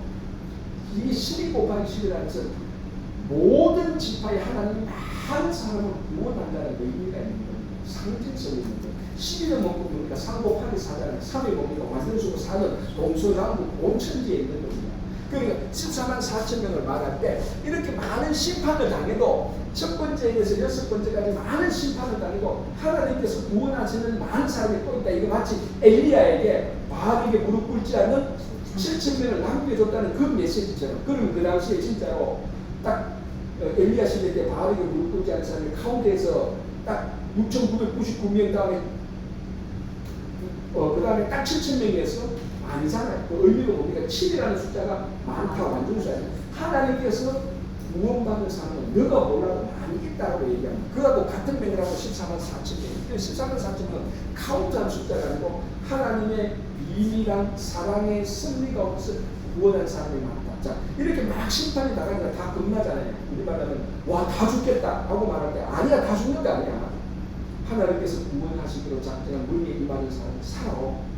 몇 명이냐? 한두 명 아니야. 많아. 12지파에서 17,000명이나 돼. 많아. 그러니까 이 심판이 있어도 하나님의 임하는 사람은 많기 때문에 구원을 받을 소망이 있다. 그래서요. 이런 중간중간에 주는 메시지를 보면은 심판이 우리를 죽이려고 하는 심판이 아니다라는 것을 알 수 있습니다. 그래서 요한계시록에는 이 심판의 메시지는 징계와 은혜가 같이 들어가 있는 거예요. 징계와 은혜가 같이.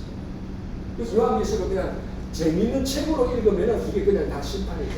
제가 그때 우리 애들한테 우리 애들 초등학교 다닐 때 성경 얘기 저기 둘째 야 예진아 너는 성경에서 뭐가 제일 재밌나니까 딱 하는 말이 뭡니까? 요한계시록 제일 재밌다. 알고 그러는 게 모르고 그래. 이런 거 막 나오니까 만화 영화 같잖아. 나중에 보면 여기 뭐 말도 막 나타나잖아요. 아까 앞에서 첫째는 때문에 뭐 천국성 말 나는 흰말 나타나고 그러니까 이게 만화 영화 같거든. 그러니까 자기 볼 때 제일 재밌어 보이는 거예요. 그러니까 그걸 이제 완전히 만화적인 유화적인 생각으로 하는 진짜 메시지는 이런 게 있습니다. 14만 4천을 구원하는 사람입니다. 머리에 임하는 사람. 그래서 이제 뭐 끝나고 나면 일곱째 인을 뗍니다. 일곱째 인을 떼면 뭐하고 연결됐냐? 일곱 나팔과 연결되는 거예요. 이런 일들이 나타나면서 일곱 나팔. 그래서 두 번째 종류의 심판, 일곱 나팔 심판이 나타납니다. 8장 6절에서 11장 19절까지. 여기서 이제 첫 번째, 네 번째 나팔 계속 이어지고 다섯 번째, 여섯 번째 나팔이 이어지는데 일곱 인보다 일곱 나팔은 심판의 정도가 더 셉니다. 자 보십시오. 여기도 숫자를 보세요. 기근 사망 4분의 1이죠. 요 오면은 해달절 3분의 1입니다. 숫자가 점점 더 많아지죠. 설마 4분의 1이 3분의 1보다 더 크다고 생각하는 사람은 없죠? 아니, 거기 4분의 1이 더 크면 그렇게 생각하는 사람은 없을 거예요. 그러니까 점점 더 심판의 정도가 강하고 나중에 대접 심판 때는요, 훨씬 더 정도가 셉니다. 그 심판의 강도가 자꾸 세져요. 자, 그리고 이제 여기서 그 유명한 다섯 명 나갈 때, 누구나 내 천사라고 무적갱 지옥이잖아요. 황충이 나타나고, 어마어마한 무서운 일들이 진짜 우리가 보면은 막 정말 지구 종말을 어떻게 심판이 나옵니다. 자, 그러면 여섯 번째 나팔 불죠. 일곱 번째 나팔 불어야 되잖아요. 또 여기에서 3일이 일어나는 것처럼 여기 또 3일이 또 일어나는. 여기 또 중요한 메시지가 있는데 또 여기서 보니까 이제 말씀에 대한 것하고 두 정인이 나와서 성전을 청량하는. 이제 그 두 정인이 누구냐에 대해서 여러 가지 이론이 있는데 요 책에서는 모세와 엘리야가 나타났다라고 이렇게 얘기를 하는 겁니다. 자, 그 다음에 이제 일곱 번째 나팔로 이어지는 겁니다. 쫙 하니 일곱 번째 나팔 이어져서 세상 기술을 나타나는 겁니다. 다음 페이지 보겠습니다. 두 번째 심판이죠. 일곱 번째 나팔이 나타나고 난 다음에 이제 자 전투하는 게 하고 난 다음 일곱째가 끝났죠. 그리고 난 다음에 이제 마지막 재앙 7대적이 나타나기 전까지 12장에서 14장까지는 교회의 모습들을 굉장히 나타나. 여기서 아주 중요한 두 짐승이 나타나죠. 교회를 파괴하는.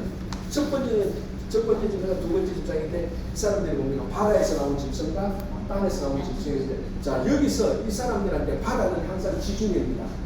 여기 다 지중해 세상이잖아요. 그죠? 그 지중해에서 나타나는, 그래서 이제 많은 사람들이 상징적으로 볼 때 지중해에서 나타나는 많은 세력들, 그게 로마 군단들이 바다로 올 때 항상 지중해로 오잖아요. 그 지도가 다 지중해니까. 그래서 그 바다는 지중해, 그래서 로마 군인들이 와서 막 압제하는, 그래서 상징화 보여주는 거예요. 그래서 이 사람들은 바다에서 나온 짐승이라고 말하는 많은 사람들이 뭔가 모를 로마의 강력한 군사들, 신앙을 비판하는 강력한 군사, 그걸 아마 생각할 수도 있었을 겁니다. 그렇게 해서 12장에서 14절까지 이제 이런 가운데서 계속해서 이제 신앙의 전투를 하는데 14장에 다시 한 번 더 14만 4천명이 다시 나타납니다.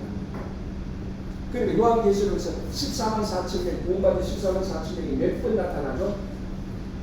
두 번. 어디에? 7장하고 14장. 그 7 더하기 7, 14장. 여기죠.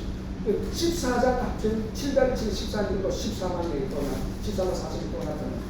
요렇게 성경 공부를 했다는 겁니다. 뭐 그렇게 중요한 건 아니에요. 그 14만 4천명이 또 한 번 나타나고. 그러니까 온 인류가 멸망하려고 할 때마다 14만 4천명이 구원받는다는 메시지를 주는 겁니다. 첫 번째, 두 번째 짐승이 나타나가지고 막 세상을 막 마음대로 하는 거예요. 그럼에도 불구하고 네 번째로 승리합니다. 14장에서. 그러니까 우리가 요한계시록에서 뭔가 뭘 말해주는다면 세상의 세력과 권세력이 굉장히 파워 있다는 걸 보여줍니다. 하나하나 나타납니다. 그러나 단 한 번도 세상의 권세와 힘과 군대가 하나님의 군대를 이긴 적은 없습니다. 물론 순간순간적으로 이기죠. 자, 축구라는 게 그렇지 않습니까? 제가 축구 얘기를 우리가 5대2로 이겼다 싶으면 한 골, 두 골은 먹어요. 그러니까 우리 5골씩 결국 이기잖아요. 그런 거하고 마찬가지로 이럴 때는 한 골, 두 골씩 먹고 있단 말이죠. 결국 여기서 3골, 4골 넣어서 이긴다. 그게 우리 성도가 살아갈 때 고난받다, 내가 고난받고 일이 어렵다. 한 골, 두 골 먹는 거예요. 그러나 마지막에는 하나님 다 극복하는 겁니다. 그게 이제 우리가 예수 그리스도 십자가의 승리에 믿는 겁니다. 그 믿음이 있으면 지금 좀 약간 어렵고 힘들어도 우리가 어렵고 힘든 상태로 끝나지 않는다. 그리고 결국은 우리는 다 부활하니까 결국 영생을 믿으니까 이 승리는 확보될 겁니다. 그런 이제 메시지를 나누고 있습니다.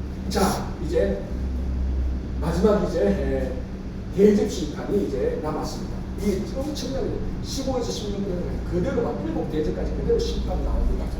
훨씬 더 셉니다. 훨씬 더 셉니다. 그래서 지금 이제 저는 혼자 생각했어요. 혼자.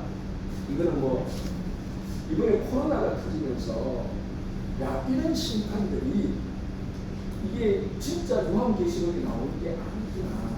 우리 삶 속에서 일어나는 전염병이 일어나서 전 세계가 이렇게 옛날에는 전 세계가 된 적이 한 번도 없었어요.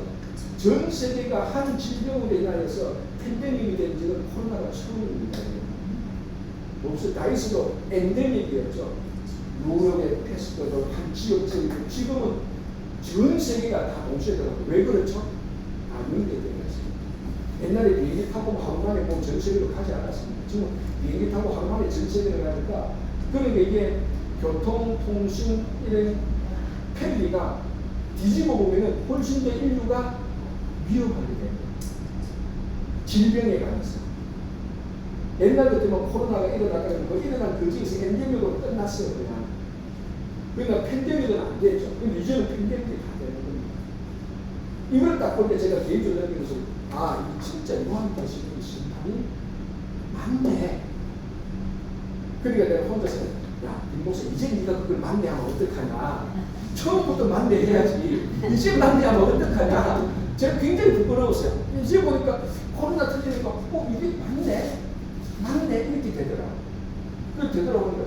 야, 인간 이제 목사가 내가 이제 만내하면 어떡하냐. 처음부터 만내하고 네가 목사가 돼야지. 그 생각이 들더라고요. 그리고 이게 여기 나는 이런 심판들이요, 우리 삶의 현장 속에서 반드시 나타난다는 거죠. 코로나를 통해서 저는 참 그런 부분의 생각을 참 많이 했습니다. 아, 팬데믹이구나. 자, 그러면서 이제 16장까지 엄청난 심판이 나타납니다. 자, 그러고 난 다음에 이제 심판이 끝났으니까 끝나야 되잖아요. 자, 끝나기 전에 뭘부터 끝내느냐? 바벨론이 끝나기 시작합니다. 이제 거기 유명한 이제, 자, 이 바벨론이 이제 무엇을 의미하느냐? 그 당시는 로마를 의미하는 겁니다, 사실. 로마를 의미하는 거. 바벨론이, 음녀 바벨론에 들어가서 땅의 임금들, 뭐 열왕들이 다 로마가 세상을 다스리는 그런 모습하고 아주 유사합니다. 그 원형이 바벨론이죠. 그러니까 구약에서는 가장 강대한 제국 바벨론, 신약에서는 로마. 그래서 로마는 바벨론의 완성. 그럼 오늘날 로마는 어디냐? 이제 이렇게 보는 거죠. 그래서 이제 많은 미국을 비평하는 사람들은 야, 오늘날 미국이 로마가 아니라 이렇게까지도 말을 하긴 합니다. 그러나 뭐 그렇게 보면 뭐 아닌가 하나도 없죠. 그런 좀 정치적인 그런 거는 제가 볼 때는 좀 약간 좀 오만 그런 센스가 좀 있는 것 같고요. 자, 어쨌든 이제 바벨론이 이제 무너지기 시작합니다. 음녀 바벨론이 와서 막 무너지기 시작하니까 그 같이 제국에 같이 빌붙어서 권력과 물질을 누리던 상인들 이런 사람들이 다 무너지기 시작합니다. 그렇게 해서 이제 무너지면서 어린아 본인잔치가 잠시 보여줍니다. 하나님 잔치하고 잠시 보여주고 최후 심판이 이제 여기에 뭡니까? 20장 1절에서 천년 왕국이 한번 이루어집니다.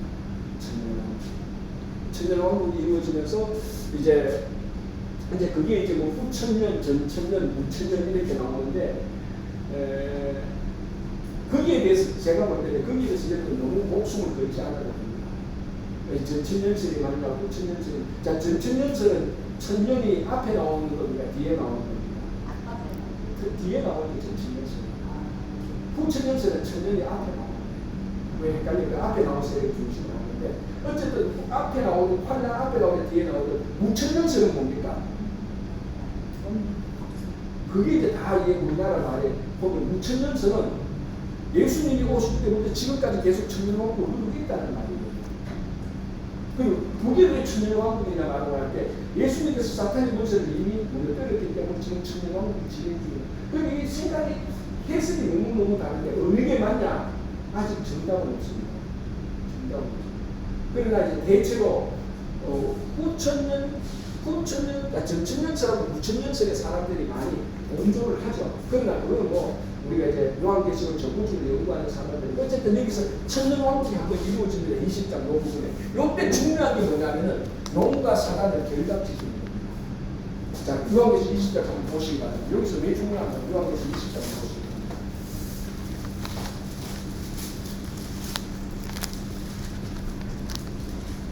자, 제가 한번 읽어볼게요. 20장 1절에서 6절까지인데요. 또 내가 보매 천사가 무드갱의 열쇠와 판사쇠를 그의 손에 가지고 하늘로부터 내려와서 용을 잡으니 자, 이 존재가 중요합니다. 용을 잡으니 뭐라고 말합니까?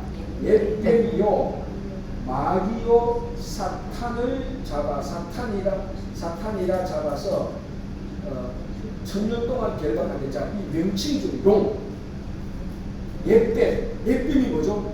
뭘 상징하는 겁니까? 옙뱀 선악과 에덴 동산 그게 옙뱀입니다. 그리고 그게 딱 보면 사탄의 존재죠. 옙뱀이요 마귀요 사탄이라 그러니까 다 같은 거죠. 용, 옙뱀, 마귀, 사탄이라 잡아서 천년 동안 결박.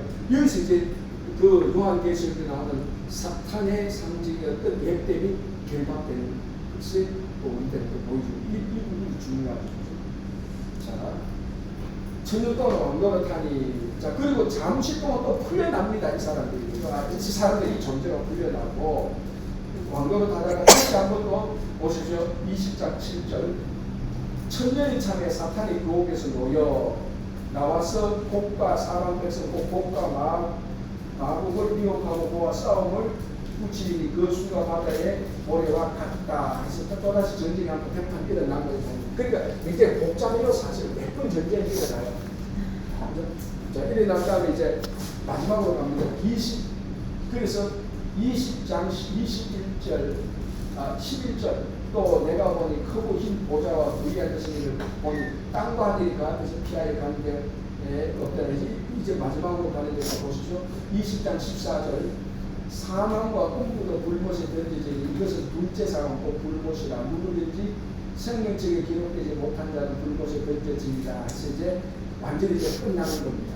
둘째 사망까지 끝나는데 21장부터는 이제 새 하늘과 새 땅, 새 예루살렘이 나타나기 시작합니다. 그죠? 자, 21장 보시면 21장 여기서 나오는 21장 새 창조. 그러니까 이 새 하늘과 새 땅 이게 뭡니까? 한자로 이게 신천지예요. 미치겠어 할 때 저 인간들이 좋은 이름 다 가져가가지고 사실은 신천지 교회는 진짜 좋은 이름이에요. 새 하늘과 새 땅교회 그게 회복의 교회거든요. 그런데 그 이단들이 그걸 가져갔을 때 그 좋은 이름도 못 쓰고, 그죠? 그래서 어쨌든 새 하늘과 새 땅 이게 바로 신천지입니다. 그러니까 새 하늘과 새 땅이라고 저렇게 이제 그리고 새 예루살렘이 나타나요. 새 하늘과 새 땅, 새 창조가 일어나서 새 하늘과 새 땅이 일어나서 새 예루살렘이 일어나서 이제 다시 한 번 더 회복되는 그런 건데 새 하늘과 새 땅을 보면 새 예루살렘을 보면 이제 12문 12개 조석 각종 모습 하늘나라에 대한 거의 유일하게 하나님 나라의 모습을 좀 잠시 나타납니다.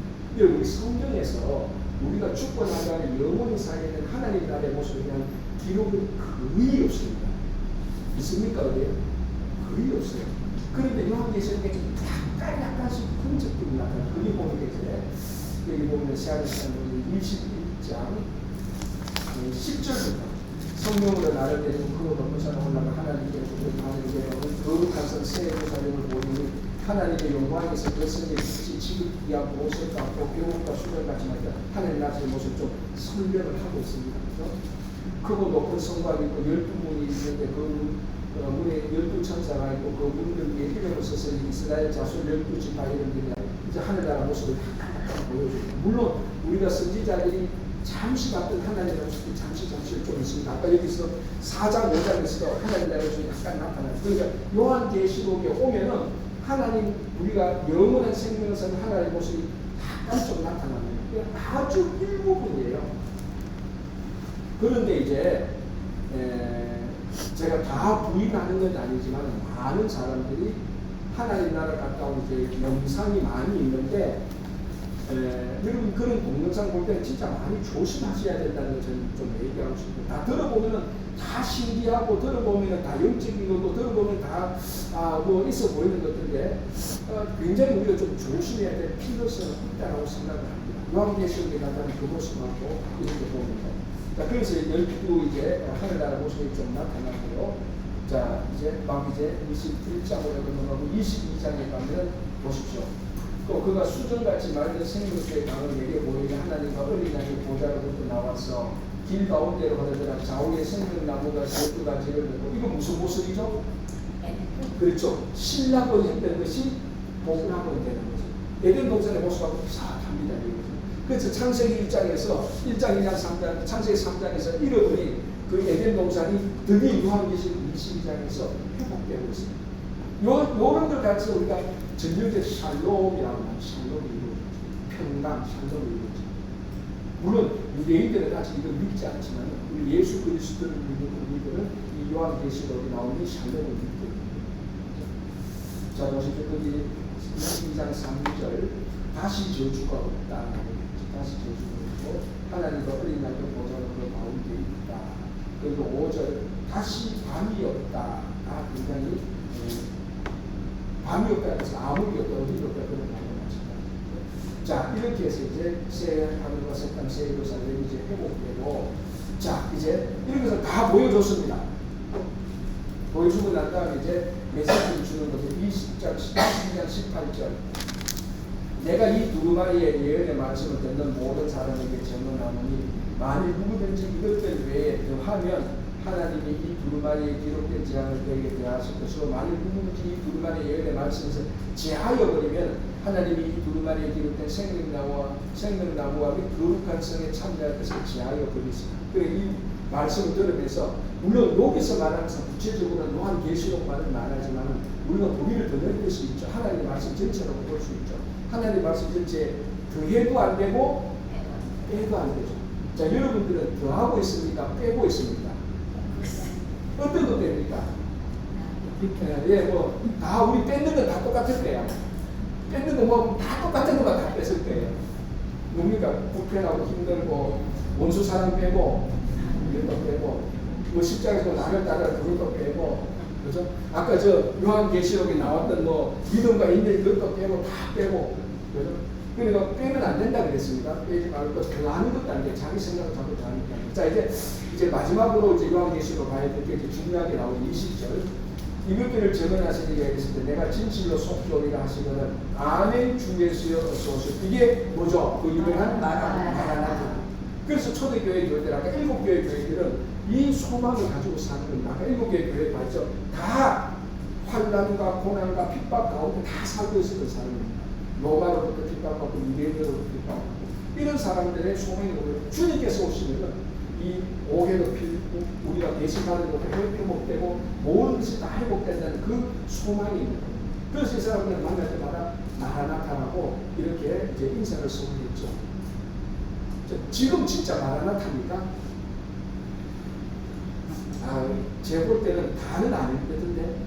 주님 계시죠? 내가 갈게요. 오지 마십시오. 제가 알아서 한 100년 잘 살다가 내가 갈게요. 오지 마십시오. 안 마라나타 할 것 같아요.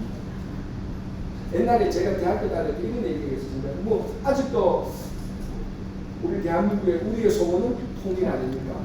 그 노래 한참 부를 때 그렇게 실제로 그랬어요. 서울에 집안지에 있는 사람들은 절대 통일 바라지 않는다. 서울에 집은 안 하지. 왜? 우리 아재 수도 공도 통일할 때 수도기 통일 비용을 많이 냈어요. 그럼 뭐 수도 사람들이 세금 엄청 많이 냈다. 그 엄청나게 준비된 통일이에요. 그럼 한국이 통일된다면 우리 세금 더 내야 되는데 그거 싫다는 거죠. 나는 그 싫다는 그 마음을 옳다 그러다고 말하는 게 아니에요. 제가. 왜냐하면 그 사람들의 마음이죠. 그러니까 우리한테는 통일에 대해서 더 좋은 날보다 지금 내가 편한 게 좋다는 거예요. 그래서 다 마라나타 해서 소문은 앞에 마라나타 때 딱 글자 하나를 더 써서 무슨 글자? 안 마라나타라고 써요. 예수님 그냥 기다리십시오. 제가 여기서 살다가 갈게요. 근데 다 뭐 기도할 때는 주님 오실 날까지 뭐 기다리고 그렇게 말했는데 진짜 우리의 파워 있는 신앙은 마라나타입니다. 주님 지금 내가 이 땅에서 잘 살고 있어도 주님 오시면 더 잘 살게 됩니다. 자, 더 이상 물질적인 그런 걸 말하는 거 아닙니다. 그죠? 정말 주님과 함께 영원토 페이스 투 페이스에서 살게 될 것이라는 그 소망이 강력하게 있는 사람은 우리가 지금 살아가고 있는 유혹과 핍박과 오해 이런 것들을 다 극복할 수 있을 겁니다. 여러분 한번 생각해 보세요. 지금 이제 우리가 나이가 돼서 유치원 애들이 자기들끼리 얘기하면서 우리를 막 오해하고 배신한다고 이제 상처 안 받잖아요. 유치원을 자기끼리 내 가는데 예를 들어 봅시다. 이래 가는데 유치원 초등학교한테 자기가 무엇을 했는지 저 검사님 조금 가만 달랐어. 가만 안 좋아. 그러면 그게 끄떡합니까? 얘들이 뭐 아냐 끄떡 안 한다고. 그런데 같은 급수의 권사가 얘기하면 우리는 열받죠. 네가 뭘 안다 하는 거죠. 그러니까 우리 레벨이 우리 신앙의 레벨이 누구로부터 공격받았을 때 괜찮냐 그 레벨 보면은 우리 신앙의 레벨이 결정돼요. 그러니까 내하고 동등한 레벨이 해도 나는 이미 그 위에 올라가 있어. 마라나타 신앙이 있는데 하나님 나라의 소망이 강력하게 있는 거예요. 막말로 말해서 최종 마지막으로 알면 죽잖아. 죽으면 부활하잖아. 그것만 있으면 내 동급에 같은 사람들이 나를 욕하고 해도 유치원 아들이 내한테 뭐 가방이 안 좋네 옷이 안 좋네 해도 우리는 마음에 아무런 개의치 않는 거 받는 것처럼 그렇게 될 수 있다. 그래서 이 마라나타 신앙은 굉장히 우리를 파워 있게 만들고 성숙하게 만듭니다. 진짜 우리 오늘 요한계시록을 마치면서 지금 이 땅에 잡힌한 것도 많지만 그래서 우리 나서 때뭐 개똥에 굴려도 이성이 좋다고 뭐 개똥같이 굴려서 이성이 좋다 그런 말이 있는데 우리는 사실은 하나님에 대한 강력한 그 소망이 진짜 중요합니다. 이 시간에서 요한계시록 여러분께서 마치고요. 여러분 혹시 가을에 성경 공부하고 싶은 것이나 빨리빨리 그 선택해서 그렇게 한번 좀 준비하도록 하겠습니다. 오늘 여기서 종강하고요. 이제 가을에 한 9월달 9월 중순 말부터 또 다시 제가 하도록 하겠습니다. 기도하고 마칠게요. 하나님 아버지 감사합니다. 오늘 저희들 요한계시록까지 보면서 간략하게 우리 초대교회 편지들 요한계시록을 보면서 그 당시 많은 성도들이 어렵고 힘들게 살면서도 하나님 나라의 소망을 가지고 믿음과 인내를 가지고 살았다는 것을 봅니다. 또 환난과 핍박이 있었고 거짓 교사들의 많은 유혹도 있었다는 것도 저희들 알게 됩니다. 오늘날 우리 세대와 별반 다르지 않습니다. 주님 이 가운데서 우리가 끝까지 믿음 지키고 진리 지키며 우리가 예수 그리스도 안에서 세상에 눈보지 못하는 부유한 삶을 살아갈 수 있도록 도와주시옵소서. 물질이 있어서가 그런 게 아니고 사람들한테 많은 인기가 있어서 그런 게 아니고 권력이 있어서 그런 게 아니고 신분과 지위가 높아서 우리가 풍요로운 게 아니라 예수 그리스도와 함께 동행하며 주님을 생각하며 주님과 함께 매일매일 살아가는 그 삶이 우리 삶의 늘 풍요로운 삶에 대해서 세상을 두려워하거나 세상을 전혀 부러워하지 않는 주님의 귀한 자녀로 살아가게 하시고 우리들에게 맡겨주신 사명 잘 감당할 수 있는 성도와 교회가 되게 하여 주시옵소서. 감사하오며 예수님 이름으로 기도합니다. 아멘. 네, 감사합니다.